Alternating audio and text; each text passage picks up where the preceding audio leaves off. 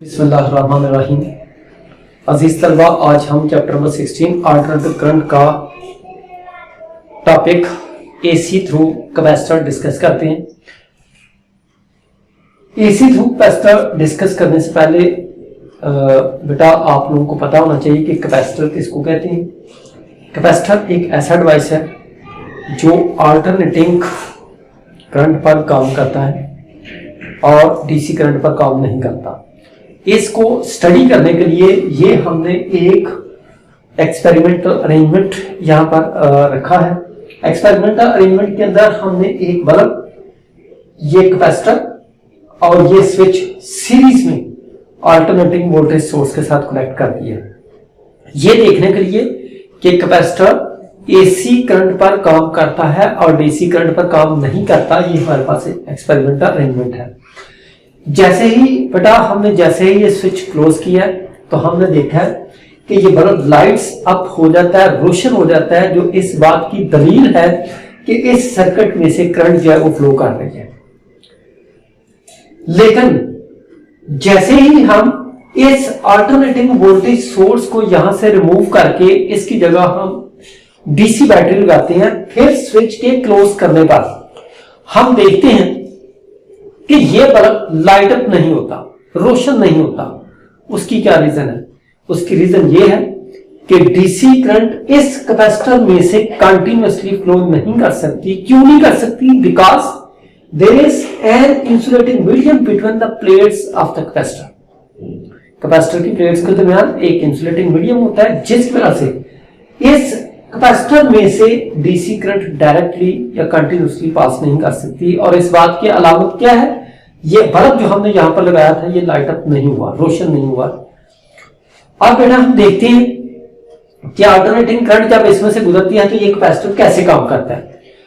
तो बेटा जैसे ही यहां से हम अल्टरनेटिंग वोल्टेज सोर्स लगा के स्विच को क्लोज करते हैं तो ड्यूरिंग पॉजिटिव हाफ साइकिल इस सर्किट में से करंट ऐसे फ्लो करती है क्लॉकवाइज डायरेक्शन में।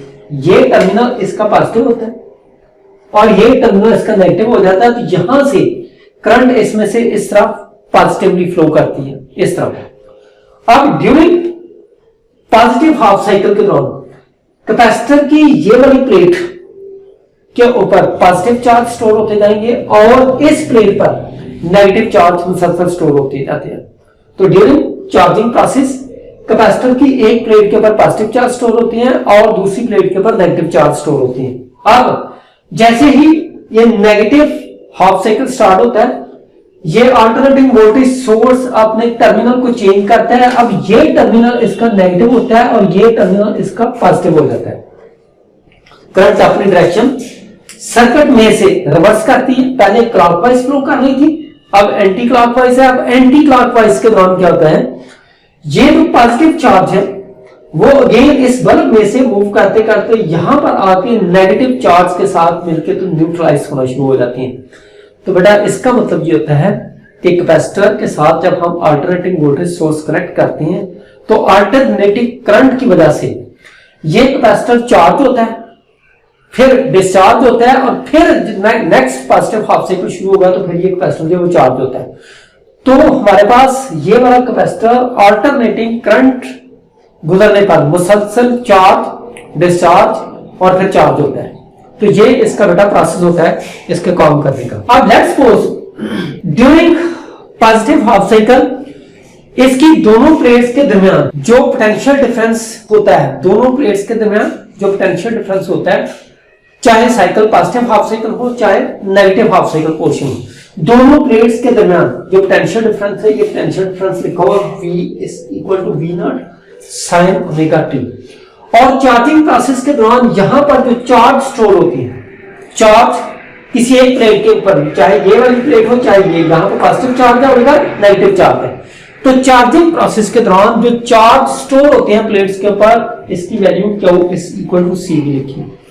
यहां पर V की वैल्यू ये पुट कर देती है तो ये बन जाता है मेरे पास C V0 sin omega t। Equation 1 और इक्वेशन 2 से बेटा ये बात बिल्कुल क्लियरली नजर आ रही है कि voltage between the plates of the capacitor and charge store on other plate of the capacitor, किसी भी प्लेट के ऊपर जो चार्ज स्टोर हुए हैं और दोनों प्लेट्स के दरमियान जो पोटेंशियल डिफरेंस है, ये दोनों के दोनों क्या है, इन फेज। यहां पर आप वोल्टेज देख, इसका फेज देखते हैं, इसका भी और इसका देखते हैं, दोनों इन फेज। इसका मतलब ये है कि जब इनकी वेव फॉर्म ड्रा करते हैं तो वेव फॉर्म एक जैसी बनती है, साइनोसाइडल वेव फॉर्म होगी, इसकी भी और इसकी भी। अब नेक्स्ट रहा देखते हैं, करंट जो इस सर्किट में से फ्लो करती है, इस अल्टरनेटिंग वोल्टेज सोर्स की वजह से जो करंट ऐसे फ्लो करती है क्लॉकवाइज सिमत में या फिर during negative half cycle anticlockwise होती है, ये एक्चुअली होती है हमारे पास rate of flow of charge, rate of flow of charge. और इसकी इक्वेशन आती है हमारे पास del q over del t. ये जो rate of flow of charge, वो असल में ये जो क्यू और टाइम एक्सेस के दरमियान जो हम वेव फॉर्म ड्रा करेंगे, उस क्यू टी वेव फॉर्म की ये स्लोप को शो करती है।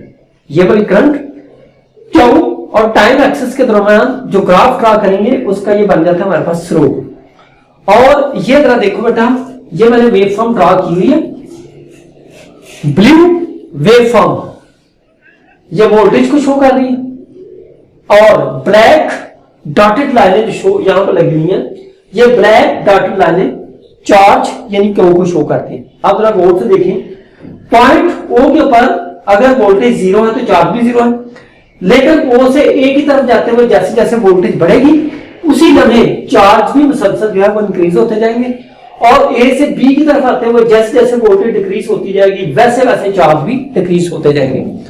तो यहां से ये वेव फॉर्म यहां पर ड्रा की है, इस बात से बिल्कुल क्लियर नजर आ रहा है कि ये वोल्टेज और चार्ज आपस में इन फेज है। अब ये जो स्लोप है, स्लोप को मैंने रेड लाइन से यहां से शो किया। अब स्लोप को डिस्कस करते हैं। पॉइंट ओ पर वोल्टेज जीरो, चार्ज जीरो, लेकिन यहां पर स्लोप जो है वो मैक्सिमम, ये मिनिमम और ये मैक्सिमम। ओ से ए की तरफ जाएंगे, वोल्टेज इंक्रीज होगी पॉजिटिवली, जबकि ये जो स्लोप है पी से एन की तरफ आते हुए डिक्रीज होता जाएगा। पॉइंट ए पर वोल्टेज मैक्सिमम हो जाएगी और ये जो हमारे पास स्लोप है पॉइंट एन के ऊपर आ जाएगा यहां पर जीरो। इसी तरह ए से बी की तरफ आते हुए ये वोल्टेज पॉजिटिवली डिक्रीज होती है, लेकिन उसी लम्हे ये स्लोप जो कि एक्चुअली करंट है हमारे पास, ये एन से आर की तरफ जाते हुए नेगेटिवली इंक्रीज होता है। और पॉइंट आर के ऊपर जाकर जब वोल्टेज यहां पर जीरो होती है तो ये स्लोप यहां पर मैक्सिमम हो जाता है, मतलब करंट इस पर नेगेटिव हाफ साइकिल के पीक पॉइंट पर पहुंच जाता है। अब बी से सी की तरफ आते हुए ये स्लोप है, जो स्लोप ये नेगेटिवली इंक्रीज करती है, वोल्टेज नेगेटिवली इंक्रीज करती है, और स्लोप आर से एस की तरफ जाते हुए ये नेगेटिवली डिक्रीज करता है। पॉइंट सी पर आके वोल्टेज नेगेटिव हाफ साइकिल के पीक पॉइंट पर पहुंच जाती है और एस पॉइंट पर आने के बाद ये स्लोप अगेन जो है वो जीरो हो जाता है। तो बेटा अब यहां से गौर से देखते हैं कि ये जो हमारे पास P N R S T curve है, ये एक्चुअली हमारे पास करंट टाइम के साथ साथ जैसे वेरी हो रहे वो उसको रिप्रेजेंट करता है। करंट टाइम के साथ साथ जैसे जैसे इसके अंदर वेरिएशन आ रहा है ये उस वेरिएशन को जाहिर करता है। तो ये वाली जो वेव फॉर्म यहां पे हमने ड्रा की है, इस वेव फॉर्म से ये बात बिल्कुल क्लियर है कि हर पॉइंट के ऊपर वोल्टेज और जो करंट है उसका फेज डिफरेंस आ रहा है हमारे पास पाई ओवर 2।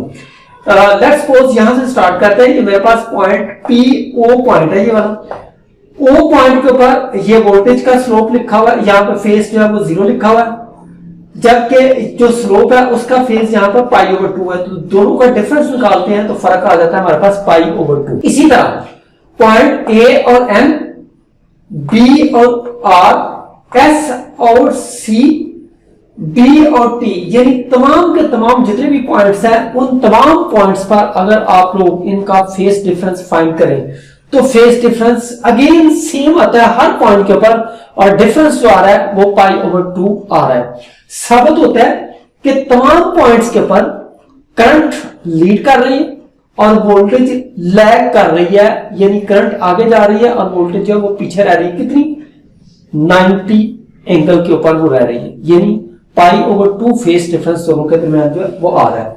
अब अगर इन वेव फॉर्म का आप वेक्टर ड्रा करते हैं तो वेक्टोरियली रिप्रेजेंटेशन ये है हमारे पास, जो यहां से फिजिकल क्वांटिटी जीरो से स्टार्ट करेगी, पॉजिटिवली इंक्रीज करेगी, उसका वेव फॉर्म जो है वो, उसका जो वेक्टर है वो हॉरिजॉन्टल होता है, और जो वेव फॉर्म पीक पॉइंट पर होगी यानी इस जीरो लाइन से ऊपर होगी वो लीड कर रही होगी, और जो जीरो लाइन से नीचे होगी वो लैग करेगी। इसका मतलब जीरो लाइन से ऊपर होने का मतलब ये होता है कि उसका फेस जो है वो इसके मुकाबले में ज्यादा होगा। तो यहां पर फेस इसका कितना है? π/2 है, इसका फेस 0 है, दोनों का डिफरेंस निकालते हैं तो π/2 आता है। लिहाजा ये वाली जो मेरे पास वोल्टेज की वेव फॉर्म है इसका वेक्टर हॉरिजॉन्टल, और ये जो मेरे पास स्लोप की लाइन है या स्लोप की वेव फॉर्म है जो एक्चुअली हमारे पास करंट की वेव फॉर्म है, उसका जो वेक्टर है वो वर्टिकली अपवर्ड होगा। दोनों का डिफरेंस जो आ रहा है वो हमारे पास कितना आ रहा है? π/2 आ रहा है। इसके बाद हम इसकी रिएक्टेंस देखते हैं। रिएक्टेंस एक्चुअली हमारे पास रेजिस्टेंस ही होती है, लेकिन कैपेसिटर के लिए इसको एक पार्टिकुलर नाम दे दिया गया, रिएक्टेंस ऑफ द कैपेसिटर, यानी कैपेसिटर की रेजिस्टेंस जो होती है उसको नाम दे दिया रिएक्टेंस ऑफ द कैपेसिटर। और ये अल्टरनेटिंग करंट को कैपेसिटर में से फ्लो करते हुए जो मज़ाहमत का सामना करना पड़ता है वही कहलाती है हमारे पास रिएक्टेंस ऑफ द कैपेसिटर, यानी measure of opposition offered by the capacitor to the flow of AC, इसको नाम दे देते हैं रिएक्टेंस, और इसको एक्सी से लाल किया जाता है। फार्मूला इसका आता है रूट मीन स्क्वायर वोल्टेज और रूट मीन स्क्वायर करंट का जो रेशियो है इसको नाम दे देते हैं रिएक्टेंस, और ये आता है हमारे पास 1/ωc। ओमेगा यहां पर आ जाता है हमारे पास 2πfc। यहां से बेटा ये बात बिल्कुल क्लियर है, नजर आ रहा है ये रिएक्टेंस और ये जो हमारे पास फ्रीक्वेंसी है अल्टरनेटिंग करंट की फ्रीक्वेंसी, दोनों आपस में क्या है? Inversely proportional. लो फ्रीक्वेंसी के ऊपर कैपेसिटर अल्टरनेटिंग करंट के लिए बहुत ज्यादा रेजिस्टेंस का रेजिस्टेंस पेश करता है, या अल्टरनेटिंग करंट को कैपेसिटर में से गुजरते हुए बहुत सी रेजिस्टेंस का सामना करना पड़ता है। लिहाजा अल्टरनेटिंग करंट लो फ्रीक्वेंसी पर इंतहाई कम मकदार में कैपेसिटर में से फ्लो करती है। इसी तरह अगर फ्रीक्वेंसी हाई हो जाएगी तो ये रिएक्टेंस ऑफ द कैपेसिटर जो है वो बहुत कम हो जाएगी, जिसके नतीजे में सर्किट में से बहुत ज्यादा करंट जो है वो फ्लो करेगी। इसी तरह यहां से इसके यूनिट फाइंड किए जा सकते हैं। यूनिट इसके ओम होते हैं, यहां से देख सकते हैं बेटा आप लोग कि इसके यूनिट जो है वो वोल्ट है और इसके यूनिट जो है एम्पियर है। वोल्ट ओवर एम्पियर जो ओम को शो करता है।